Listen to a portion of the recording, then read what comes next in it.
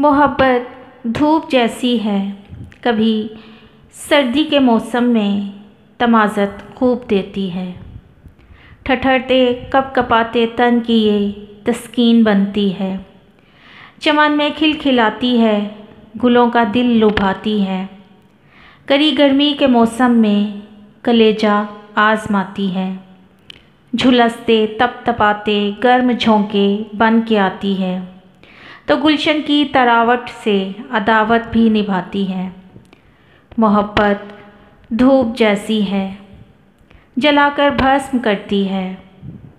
मोहब्बत बात जैसी है, सबा का रूप लेकर ये तरावत दिल को देती है। कभी बुलबुल के नगमों को ये लेकर साथ चलती है। बहारों की अलामत और सकूने जान बनती है। मगर ऐसा भी होता है, कभी गुस्से में आए तो अकाबों के नशेमन भी ज़मी पर ला गिराती है। कभी सागर की लहरों की रवानी तेज़ करती है। मोहब्बत बात जैसी है, सभी कुछ रोंद सकती है। मोहब्बत आप जैसी है, कभी बारिश की बूंदों में ये पैहम बरसती है। कभी झरनों की सूरत में ये पहाड़ों से निकलती है।